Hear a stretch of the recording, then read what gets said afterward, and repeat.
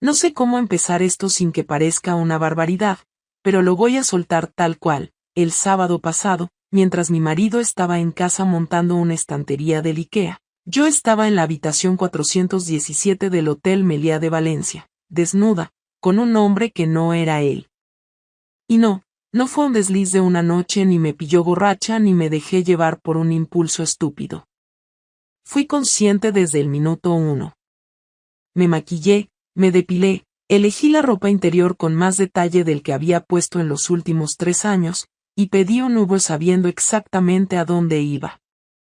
No hubo error. Fue una decisión. Y antes de que me juzgues o pienses que soy la típica infiel que va buscando excusas baratas, déjame contarte cómo llegué hasta ahí. Porque no fue de un día para otro.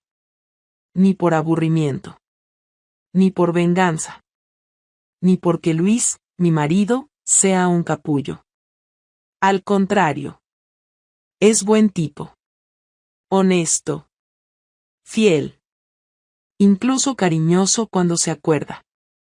Pero hay un tipo de silencio que se mete entre dos personas y que no grita, pero pesa. Un tipo de rutina que no se nota al principio, pero te va anestesiando. Yo no me levanté un día diciendo voy a traicionar a mi marido. Pero tampoco hice nada cuando me di cuenta de que ya no me miraba como antes. Ni cuando nuestras conversaciones se limitaron a, ¿has pagado la luz? ¿Qué hay de cena? ¿Has visto las llaves del coche? Tampoco reaccioné cuando empecé a notar que me daba igual si se iba 3 días a unas jornadas de educación o si dormía en el sofá. Lo peor de todo es que no hubo una gran crisis. No hubo peleas, ni gritos, ni cuernos de su parte. Nada de eso. Solo, vacío. Y yo me fui llenando de una necesidad estúpida, de algo que ni siquiera sabía ponerle nombre. Hasta que apareció él. Elías. Ni siquiera me gusta su nombre. Me parece cursi. Pero tiene una voz que parece que te acaricia. Y una manera de mirarte como si fueras la única persona en una sala llena. Lo conocí en un congreso de traducción simultánea en Madrid. Yo no tenía ni que estar allí, fui porque mi jefa no podía. Él daba una charla sobre idiomas minoritarios y yo solo fui porque en la web del evento decían que daban café gratis y networking. Y ahí estaba él, hablando del euskera como si fuera poesía. No pasó nada ese día. Solo una conversación larga en el hall del hotel. Y una frase, una sola, que me dejó dándole vueltas durante semanas. ¿Tú cuándo fue la última vez que hiciste algo que realmente te apetecía, sin pensar en nadie más? Parecía una tontería. Pero me quedé en blanco. Y eso me jodió más que cualquier otra cosa. Porque no supe qué contestarle. Después de eso, seguimos hablando. Primero por email. Luego por WhatsApp. Después alguna llamada. Nada raro, todo muy correcto. Pero dentro de mí, algo se empezó a mover. No era solo él. Era yo. Me descubrí riéndome a carcajadas por el móvil. Me pillé arreglándome más. Buscando huecos para contestarle a escondidas, como una cría de instituto. Y aún así, no pasó nada. Hasta que me escribió, sin rodeos. Estoy en Valencia la semana que viene por trabajo. Si te apetece un café, dime algo. Pude haber dicho que no. Pude haber ignorado el mensaje. Pude haber borrado el chat. Pero no lo hice. Dije que sí. Sin pensarlo. Sin planear excusas. Solo sí. Porque, por primera vez en mucho tiempo, me apetecía. Y así acabé en la habitación 417. No fue una noche de sexo desenfrenado, por cierto. Fue más raro que eso. Fue lento. Fue torpe al principio. Me temblaban las manos. Él me miraba como si me conociera de siempre. Me desnudó como si tuviera miedo de romperme. No hubo música, ni velas, ni romanticismo barato. Solo piel contra piel. Solo dos personas buscando algo que no sabían que habían perdido. Y sí, me sentí viva. Me sentí deseada. Me sentí yo. Por primera vez en años. Pero eso no es lo importante. Lo importante es lo que pasó después. Porque cuando volví a casa, con el pelo todavía oliendo al champú del hotel y las piernas débiles, Luis me saludó con una sonrisa. Me dijo que había montado la estantería y que había sobrado una pieza. Me dio un beso en la frente y me preguntó si quería pedir sushi o pizza para cenar. Así, sin más. Como si nada. Y en ese momento, algo se rompió de verdad. No por lo que hice, sino porque entendí que él no lo sabría jamás. Que podía vivir conmigo años sin notar nada. Que yo podía ser otra persona durante un día entero y él no se daría cuenta. Eso fue lo que me partió en dos. No el engaño, no la culpa. Sino la certeza de que el daño ya estaba hecho mucho antes de que me quitara la ropa en ese hotel. Solo que ahora, ya no había vuelta atrás. Y es aquí donde empieza la historia de verdad. Porque lo peor aún no había pasado. A Luis no le hizo falta espiar, revisar mi bolso ni meterse en mis cosas. No fue nada de eso. Lo que pasó fue mucho peor, porque me pilló con las manos en la masa, literalmente. Era miércoles, yo había pedido la mañana libre en el trabajo por una supuesta cita médica, aunque en realidad había quedado con Elías para desayunar en un bar discreto de la calle Castellón, de esos donde nadie te mira dos veces y puedes estar en una mesa 2 horas sin que te molesten. Él estaba en Valencia por unos días más, tenía reuniones en una oficina cerca del puerto, y me había dicho que si quería vernos una última vez antes de que se volviera a Bilbao. Fue él quien lo llamó una última vez, como si ya supiera que estábamos jugando con fuego, como si algo dentro de él supiera que se nos estaba acabando el margen. No fue una cita romántica ni nada parecido. Pedimos café, tostadas con tomate, y hablamos de tonterías. Me preguntó por el trabajo, yo le conté que habían despedido a una compañera y que la jefa estaba insoportable. Él me dijo que se estaba planteando cambiar de empresa. Era una conversación de dos personas que ya se gustaban demasiado como para ser amigos, pero aún fingían que todo era inofensivo. Cuando llegó la cuenta, él quiso pagarla, y al levantarse, sin querer, me tocó la cintura, como si fuera algo automático, algo natural entre nosotros. No fue un gesto escandaloso ni nada, pero sí lo bastante íntimo como para no tener defensa si alguien lo veía. Y claro, alguien lo vio. Luis entró por la puerta del bar en ese mismo momento, buscando a un compañero suyo del instituto con el que había quedado por sorpresa para tomar algo. Me lo contó después, con una cara que todavía no puedo sacarme de la cabeza, como si estuviera recordando la escena una y otra vez, sin poder parar. Yo lo vi entrar, lo reconocí enseguida, y el corazón se me paró.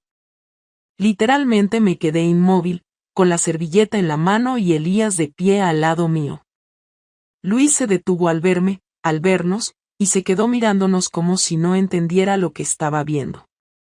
En realidad, sí lo entendía, pero necesitó unos segundos para procesarlo. Luego caminó hacia nosotros, sin prisa, sin cambiar el gesto, como si le diera igual, como si no fuera él quien estaba a punto de descubrir que su mujer llevaba semanas deseando estar en otro cuerpo. Tú no tenías médico hoy.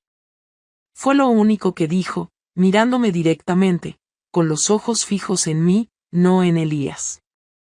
Yo no supe qué responder. La boca me temblaba, la servilleta se me arrugó entre los dedos, y sentí una presión en el pecho que no venía del susto, sino de la vergüenza. Luis, yo. No hace falta que digas nada, interrumpió, con una voz tan calmada que daba miedo. Ya lo he visto todo. Elías, que hasta ese momento había estado en silencio, dio un paso atrás, incómodo, y murmuró algo como mejor os dejo hablar. Pero Luis ni lo miró. Su mirada seguía clavada en mí, con una mezcla de decepción, asco y algo más difícil de describir, algo que tenía más que ver con el cansancio que con la rabia. ¿Desde cuándo?, preguntó. No gritó. No me insultó. Solo quería saber. Y eso lo hacía peor. Unas semanas, contesté bajito, sin mirarlo, sintiéndome diminuta.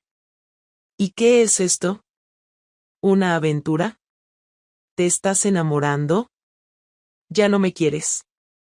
Me disparaba una pregunta tras otra sin darme tiempo a pensar, como si necesitara entender el nivel exacto de la traición. No lo sé, respondí, porque era la verdad. No sabía si estaba enamorada, si solo era deseo, si simplemente necesitaba escapar de una rutina que me estaba ahogando. No tenía respuestas. Louis no reaccionó. Ni un solo gesto. Solo se quedó ahí, plantado, con los brazos cruzados y la mandíbula tensa. Finalmente dijo algo que no esperaba. Vuelve a casa esta noche. Hablamos allí. Y se fue. No hubo drama en público, ni escena de película. Pero me dejó temblando. Porque entendí que lo que venía después iba a ser mucho peor que cualquier grito o portazo. Louis no era de explotar, era de tragar y después soltarlo todo cuando ya no quedaba nada que salvar. Y yo había cruzado una línea. No porque me hubiera acostado con Elías, aunque sí lo había hecho, sino porque había mentido, había jugado, y lo había hecho como si fuera algo sin consecuencias. Volví a casa por la tarde con la sensación de estar entrando en territorio hostil. Louis estaba en el salón, con su portátil cerrado y el móvil sobre la mesa. Me miró entrar, me indicó con la cabeza que me sentara frente a él. Y entonces empezó lo que fue, sin duda, la conversación más dura de mi vida. No me lo esperaba de ti, dijo. Y esas palabras me dolieron más que si me hubiera gritado puta. Porque venían de un lugar real, de alguien que de verdad confiaba en mí, que pensaba que yo era otra clase de persona. Yo tampoco me lo esperaba, contesté. Estaba rota por dentro. No había defensa posible. Solo podía asumir lo que había hecho. ¿Sabes qué es lo peor?, siguió él. Que no me dolió verte con otro. Lo que me jodió fue que ni siquiera tuviste el valor de terminar conmigo antes de empezar con él. Que lo hiciste todo por detrás. Como si yo fuera un mueble más de la casa. No fue así. No quería hacerte daño. Ni siquiera sabía lo que estaba haciendo. Me sentía vacía, perdida. ¿Y creíste que lo ibas a encontrar entre las sábanas de un desconocido? ¿Esa es la solución? No supe qué decir. Porque tenía razón. No lo busqué, pero cuando lo encontré, no lo paré. Me dejé llevar porque necesitaba sentir algo, lo que fuera. Y eso no es excusa, pero es lo que pasó. ¿Te enamoraste de él?, preguntó, sin rodeos. No, creo que no. ¿Te vas a seguir viendo con él? No lo sé. Se hizo un silencio que me pareció eterno. Louis se levantó, se fue a la cocina, y volvió con 2 vasos de agua. Puso uno frente a mí. Bebí un poco, aunque no tenía sed. Luego habló sin mirarme. No sé qué vamos a hacer. Pero lo que está claro es que esto no sigue igual. No puedo dormir contigo sabiendo que estás pensando en otro. No quiero vivir con una persona que me mira sin verme. Quise decirle que lo entendía, que tenía razón, que yo misma ya no sabía en qué punto de la relación estábamos. Pero no dije nada. Solo lo miré. Y por primera vez en mucho tiempo, me sentí realmente vista. Por él. Por mí. Por todo lo que habíamos construido y ahora se deshacía. Tienes una semana para decidir qué quieres, dijo al final. Si vas a seguir con esto o si vas a intentar arreglar lo nuestro. Pero no te confundas, Arreglarlo no significa fingir que no pasó nada. Arreglarlo significa pasar por todo esto y ver si queda algo que merezca la pena salvar. Asentí. No lloré. No porque no tuviera ganas, sino porque sentía que no me quedaban lágrimas. Esa noche dormimos en la misma cama, de espaldas. No hubo contacto. Ni palabras. Solo el ruido del ventilador y la distancia entre dos personas que ya no sabían cómo hablarse. Y en ese espacio, en ese silencio absoluto, entendí que todo había cambiado. Y que no iba a volver a ser como antes. Nunca. Los días siguientes fueron una especie de tregua falsa, de esas que no traen calma sino tiempo para que el golpe sea más fuerte. Luis y yo convivíamos como dos desconocidos educados, compartiendo el mismo espacio sin tocarnos, sin elevar la voz, sin fingir normalidad, pero tampoco rompiéndola del todo. Yo sabía que la confrontación real aún no había ocurrido, que lo del bar y la charla del primer día solo habían sido el aviso, la grieta inicial antes del derrumbe. Él se levantaba temprano, salía a trabajar, volvía a la hora de siempre y cenábamos casi en silencio, intercambiando frases prácticas, comentarios neutros, como si estuviéramos ensayando cómo sería vivir separados sin dar todavía el paso definitivo. Yo me repetía que tenía una semana para decidir, pero en realidad lo que tenía era una cuenta atrás hacia una conversación que no podía esquivar. Fue el domingo por la tarde cuando decidió que ya era suficiente.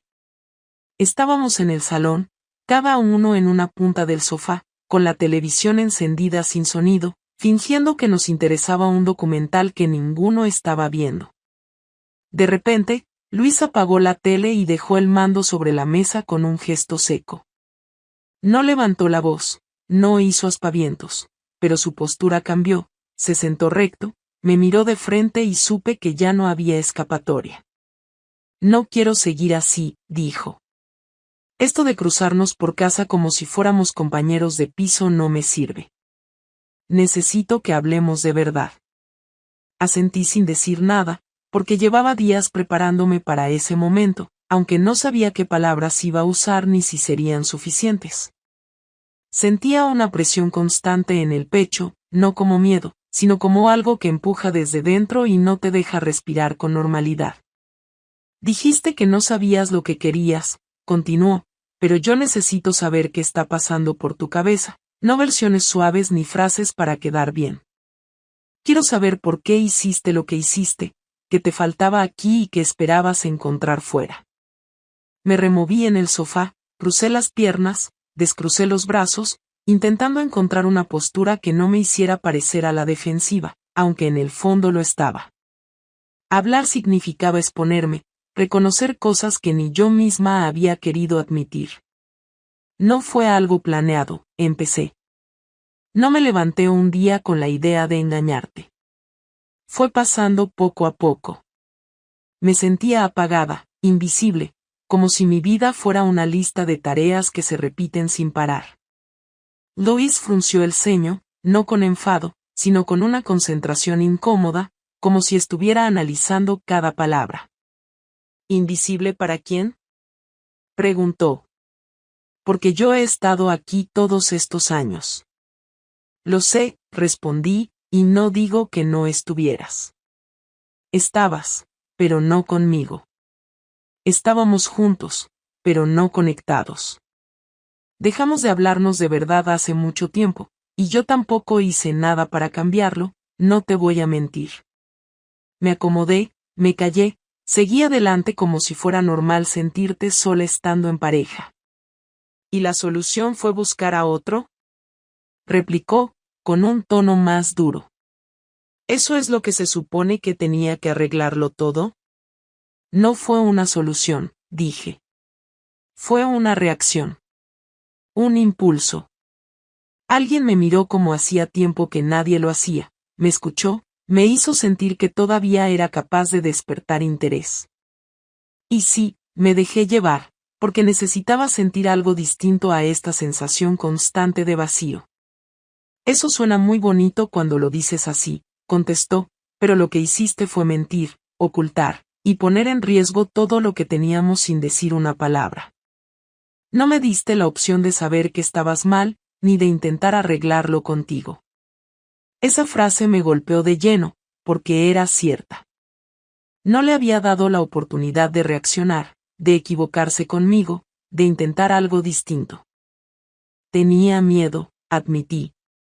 Miedo a decirte que ya no estaba bien, a que todo se rompiera solo por abrir la boca.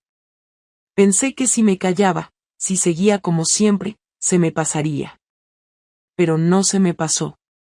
Louis se levantó del sofá y empezó a caminar por el salón despacio, con las manos en los bolsillos, como si necesitara moverse para no explotar. ¿Y ahora qué? Preguntó sin mirarme. ¿Qué se supone que hago yo con todo esto? Esperar a que decidas si quieres quedarte o irte con él. No quiero irme con él, respondí rápido, casi sin pensar. No se trata de eso. Entonces explícame de qué se trata, dijo, girándose hacia mí. Porque desde donde yo estoy, parece que no sabes si quieres estar conmigo, pero tampoco estás dispuesta a soltar del todo lo otro. Tragué saliva antes de contestar, porque esa era la parte más complicada, la que más vergüenza me daba.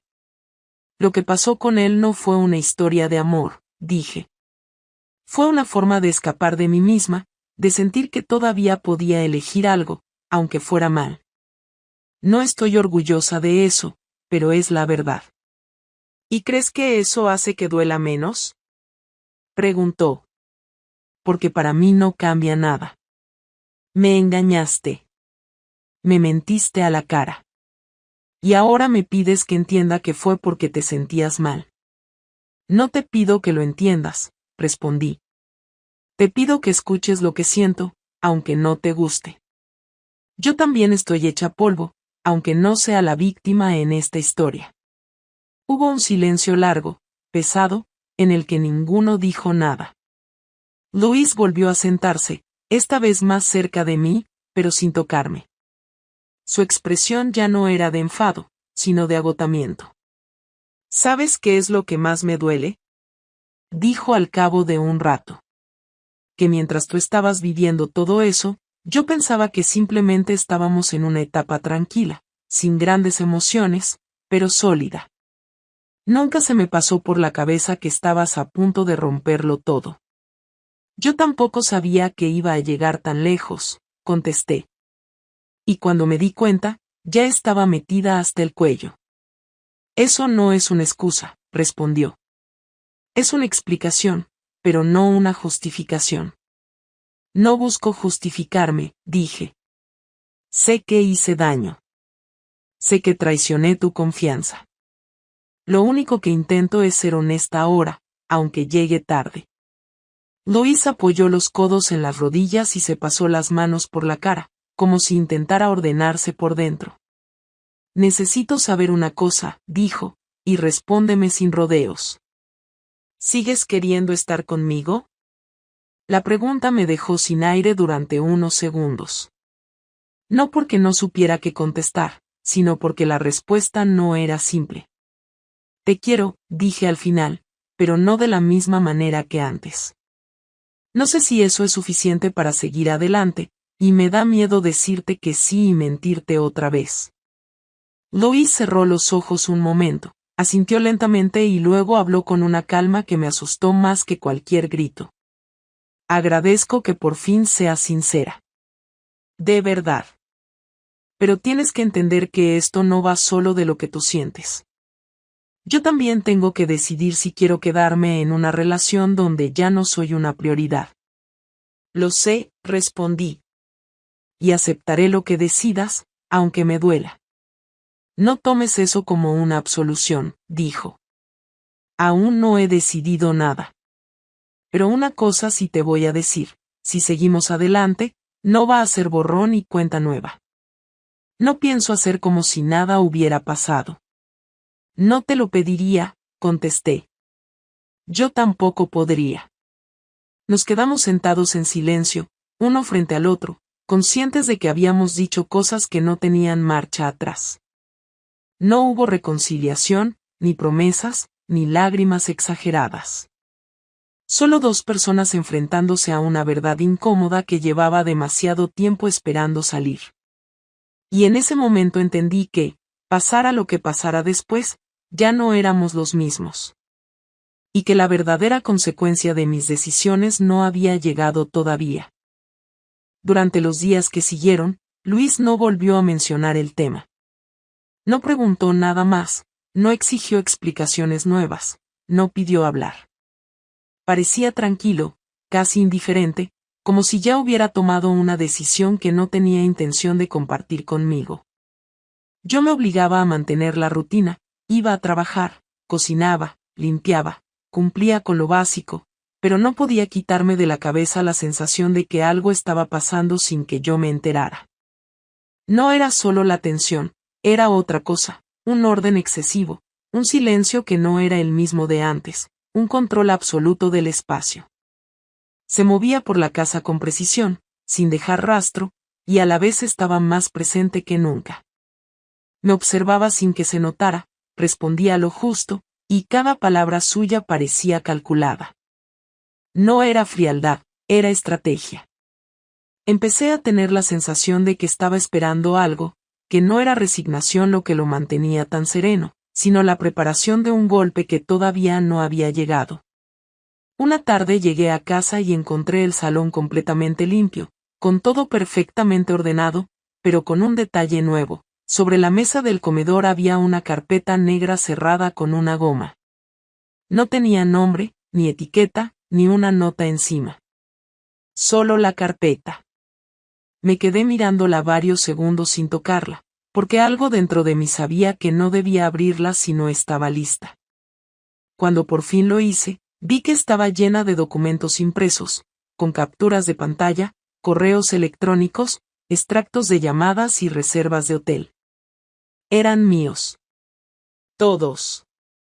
Cada conversación con Elías, cada confirmación de citas, incluso capturas de mi calendario del trabajo con los días que había marcado como vacaciones para verme con él.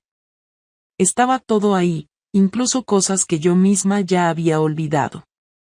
No dejaba espacio a la duda, no era un resumen emocional de lo ocurrido, era una prueba detallada, concreta, sin adornos, de mi infidelidad. Había marcas con rotulador rojo en fechas clave, con notas al margen señalando cruces de información que coincidían con mis ausencias en casa. Luis no había reaccionado con ira porque estaba ocupado documentándolo todo. Me senté en el sofá con la carpeta sobre las piernas y me quedé ahí más de una hora, sin saber qué hacer. No había ninguna amenaza escrita, ningún texto que explicara el propósito de ese dossier, pero su existencia ya era una forma de respuesta. Era venganza, pero no en forma de gritos ni escándalos, sino como un aviso de lo que podía pasar si él decidía usar esa información. No me había dejado, pero tampoco me había perdonado. Me estaba diciendo, sin decirlo, que tenía el control total de la situación. Cuando Luis volvió esa noche, traía una bolsa de papel con comida para llevar. Me saludó con normalidad, dejó la bolsa en la cocina, se sirvió un vaso de agua y luego vino al salón. Vio la carpeta abierta sobre la mesa baja y no dijo nada. Solo me miró. ¿La has leído?, preguntó. Sí, respondí sin rodeos. ¿Te sorprende? No, dije, pero no esperaba que fueras tan lejos. No fui tan lejos, dijo con calma.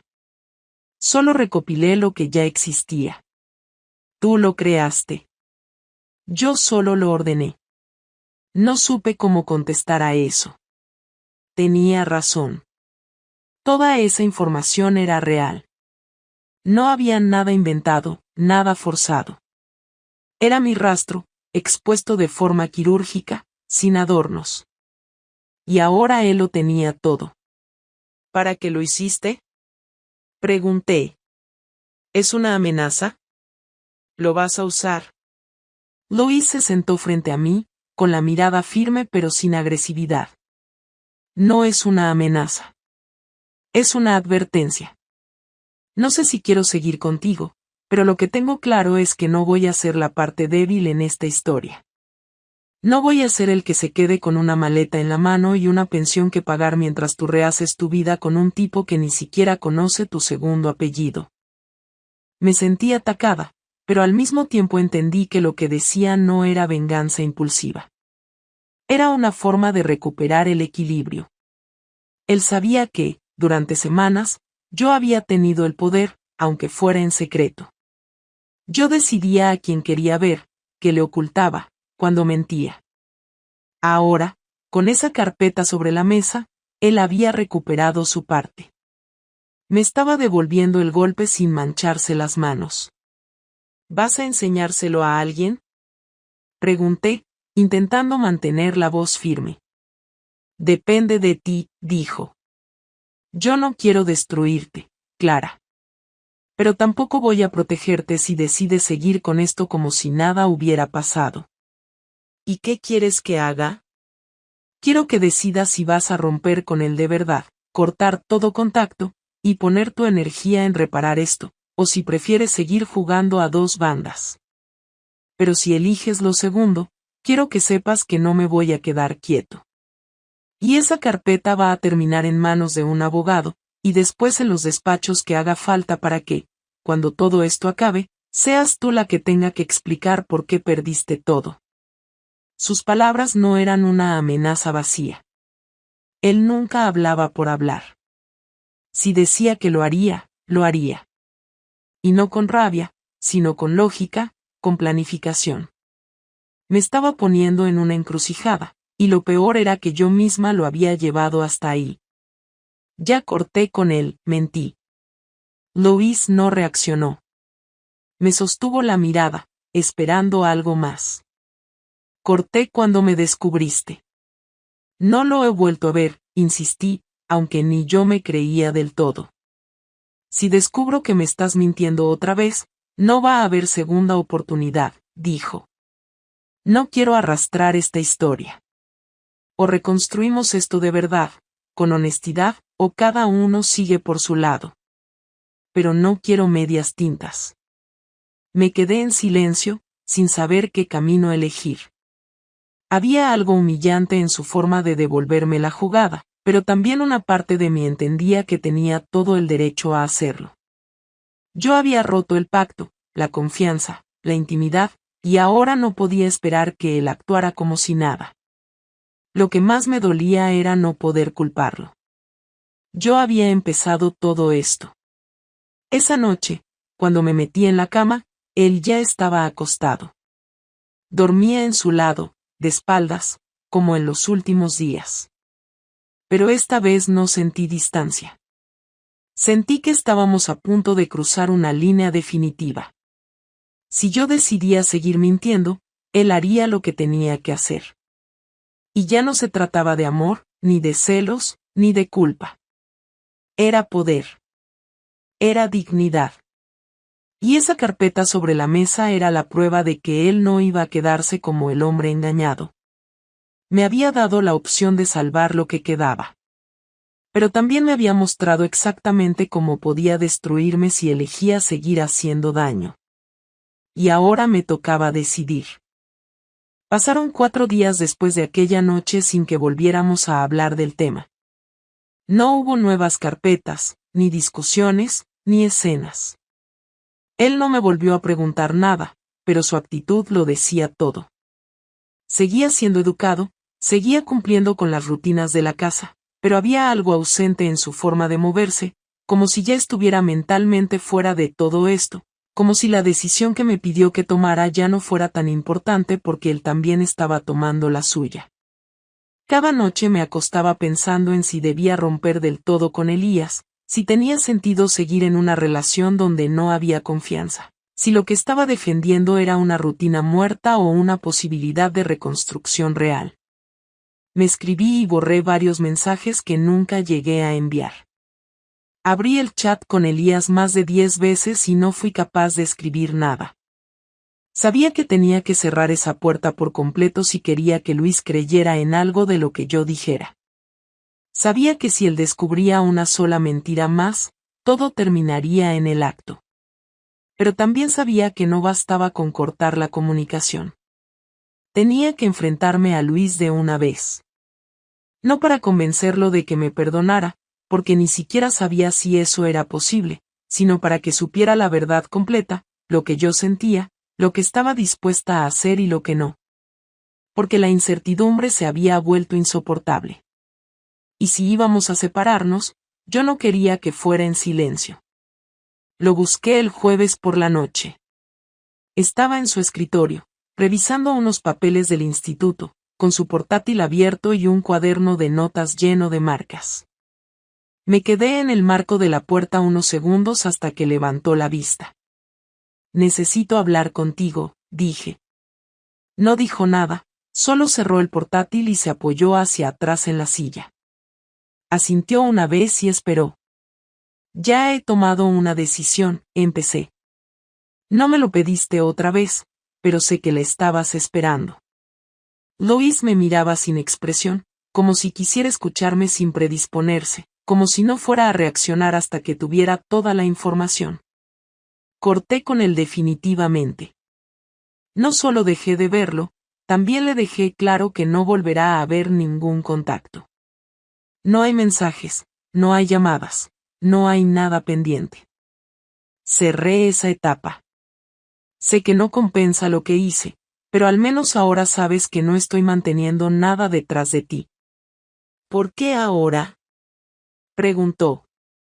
¿Por miedo a lo que pueda hacer con la carpeta? ¿O porque realmente te importa lo que hay entre nosotros? Por las dos cosas, respondí sin rodeos. Sería una hipócrita si te dijera que no me impactó. Pero también me hizo ver con claridad lo que estaba en juego. No solo por las consecuencias legales o económicas, sino porque vi que tú todavía estás aquí, luchando a tu manera. Y yo también tengo que decidir si quiero hacer lo mismo o salir huyendo como una cobarde. ¿Y qué es lo que quieres?, preguntó. Quiero intentar arreglarlo. Pero no como antes.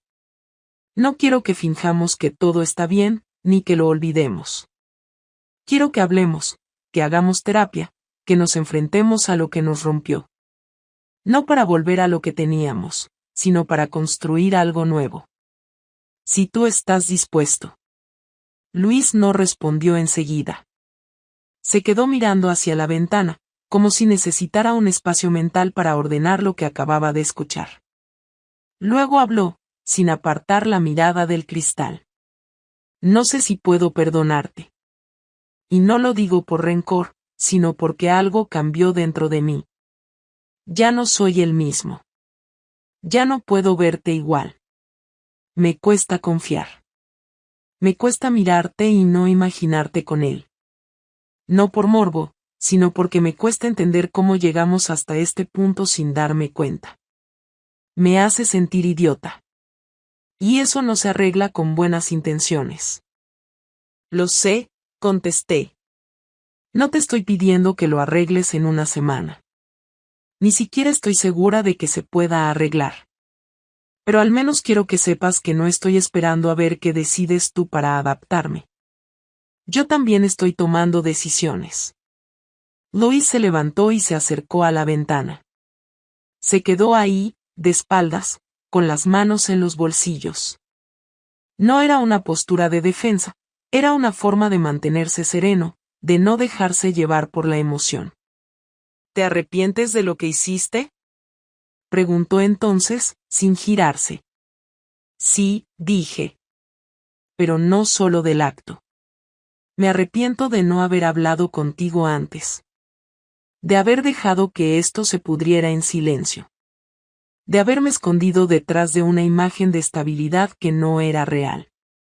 Lois se dio la vuelta, apoyó la espalda en la pared y me miró por primera vez con algo diferente. No era perdón, ni rabia, ni indiferencia. Era agotamiento. Yo también tengo que ser honesto contigo, dijo. En estos días me planteé muchas cosas. Pensé en separarme, en pedirte que te fueras de casa, en consultar con un abogado. Pero no hice nada de eso. No porque no me duela, sino porque quería entender si lo nuestro aún tenía sentido. Y sigo sin saberlo. No sé si quiero reconstruir algo que ya no reconozco. Pero tampoco quiero tomar una decisión desde el orgullo.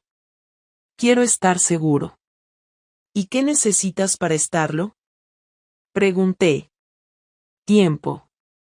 Distancia. Quiero que te vayas de casa una temporada. No como castigo, sino como parte del proceso. Necesito espacio para pensar sin verte todos los días, sin recordarlo todo cada vez que cruzamos una mirada.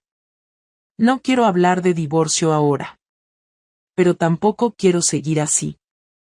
Asentí. Me dolió, pero lo entendí.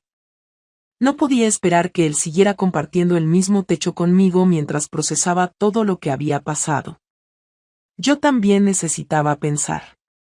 Y si había alguna posibilidad de reconstrucción, no iba a nacer desde la convivencia forzada, sino desde la honestidad y la calma. ¿Cuánto tiempo? Pregunté. 1 mes, dijo. Después hablaremos. Si para entonces seguimos pensando que vale la pena, lo intentamos con ayuda. Si no, haremos las cosas bien, sin peleas, sin arrastrar esto más. De acuerdo, respondí. Mañana empiezo a buscar un sitio. Me quedaré con una amiga unos días. Luis se acercó a la mesa, recogió la carpeta, la cerró con calma y la guardó en el cajón. Me miró sin dureza. Ya no necesito esto para defenderme. Pero no vuelvas a mentirme. Una más y no habrá segundas oportunidades. No lo haré, le aseguré. No hubo abrazos, ni gestos de reconciliación, ni frases emocionales. Solo 2 personas adultas decidiendo cómo seguir sin destruirse del todo. Me fui a dormir sabiendo que al día siguiente empezaba otra etapa. No sabía si nos llevaría a volver a estar juntos o a terminar por completo, pero al menos, por primera vez en mucho tiempo, los 2 estábamos caminando en la misma dirección, aunque fuera con dudas. Y eso, en medio del desastre, fue lo más cercano a un alivio. Me fui de casa un viernes por la mañana sin hacer ruido, con una maleta mediana, sin despedidas ni escenas. Luis ya se había ido al trabajo y no había dejado ninguna nota ni mensaje. Me alojé en casa de Marta, una amiga de la oficina que me había ofrecido su habitación de invitados durante unas semanas. Ella no me hizo demasiadas preguntas, solo me ofreció su casa con una naturalidad que agradecí porque no estaba preparada para justificar cada detalle de lo que había hecho. Me limité a decirle que Luis y yo necesitábamos un tiempo. Esa frase, un tiempo, era una forma vaga pero útil de esconder el caos sin dar explicaciones. Desde el primer día en el piso de Marta, sentí una incomodidad que no tenía que ver con el espacio físico, sino con la certeza de que lo que había destruido no iba a tener una solución rápida. Dormía poco, comía por obligación, revisaba el móvil con la esperanza de un mensaje que no llegaba y me pasaba horas mirando el techo pensando en si todo esto había servido para algo. Durante esa primera semana, no contacté con Luis, ni él conmigo. No hubo mensajes para preguntar cómo estaba ni intentos de acercamiento. Respetó su palabra y mantuvo el silencio, algo que, aunque me dolía, también valoraba, porque demostraba que su necesidad de espacio era real. Empecé a notar cómo el vacío que había intentado llenar con la atención de otro ahora se me venía encima sin escapatoria. No tenía a Elías, no tenía a Luis, y lo más complicado era que no tenía una imagen clara de mí misma.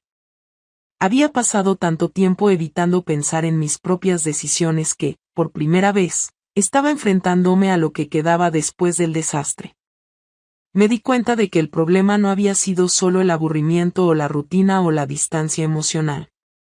El problema principal había sido no saber decir lo que necesitaba, no haber pedido ayuda, no haber sido honesta conmigo ni con la persona que dormía a mi lado todos los días. Y esa parte, la de no haber hablado a tiempo, me pesaba más que la culpa por haber engañado. Pasé varios días reflexionando en serio, escribiendo cosas en un cuaderno, No para quedarme con un recuerdo, sino para ordenar mis ideas. No escribía frases bonitas ni listas de deseos, solo preguntas, dudas, errores. ¿Por qué no hablé con Luis cuando empecé a sentirme desconectada? ¿Por qué no me atreví a decir que necesitaba más? ¿Por qué preferí buscar atención afuera en vez de enfrentar la incomodidad de una conversación real? Las respuestas no eran claras, pero al menos había empezado a hacerme cargo.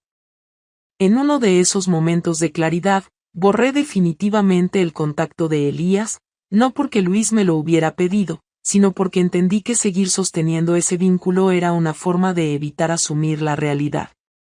Elías no era la causa de todo esto, era solo el síntoma de un problema más profundo. Había usado esa historia como escape, y ahora tenía que dejar de esconderme detrás de ella si de verdad quería avanzar. La tercera semana fue la más dura. El silencio se volvió insoportable y empecé a plantearme que Luis no iba a buscarme. Esa posibilidad, la de que simplemente decidiera seguir sin mí, me provocaba una ansiedad constante, pero también me obligó a pensar qué haría si él realmente cerraba esa puerta. Me pregunté si sería capaz de reconstruirme sola, si podía aprender algo útil de todo esto. No era una pregunta retórica, era una necesidad urgente de saber si había algo al final de este proceso que no fuera solo ruina. Empecé a tener pequeñas rutinas nuevas. Caminaba por las mañanas, cocinaba para mí aunque no tuviera hambre, escuchaba música sin pensar en nadie. No era felicidad, pero era presencia. Por primera vez en mucho tiempo estaba atenta a lo que sentía, sin disfrazarlo, sin poner excusas. Luis me escribió el día 27. Me pidió que nos viéramos el domingo a las 6 en el mismo bar donde me había descubierto con Elías. Fue una elección precisa, calculada, pero también simbólica. No contesté de inmediato. Le respondí al día siguiente con un simple vale. No necesitábamos más. El domingo llegué 10 minutos antes y me senté en la misma mesa que habíamos ocupado aquella vez. Pedí un café y esperé. Luis llegó puntual, sin prisa, con la misma expresión serena que había mantenido desde que todo esto comenzó. Se sentó frente a mí y pidió un cortado. Durante un rato no dijimos nada. No era incomodidad, era cuidado. ¿Cómo estás?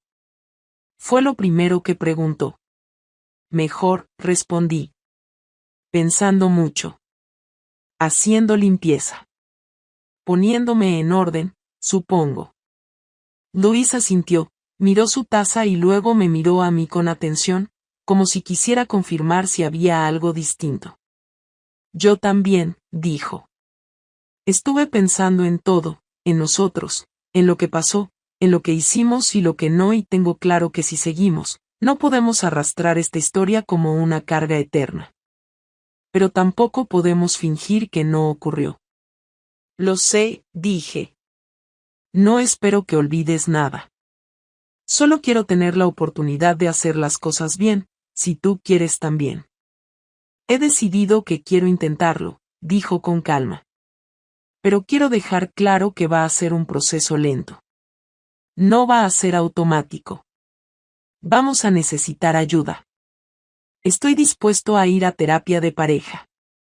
Pero solo si tú también estás realmente comprometida, no con palabras, sino con hechos. Lo estoy, respondí sin dudar. No por obligación, no por miedo, sino porque quiero reconstruir algo contigo.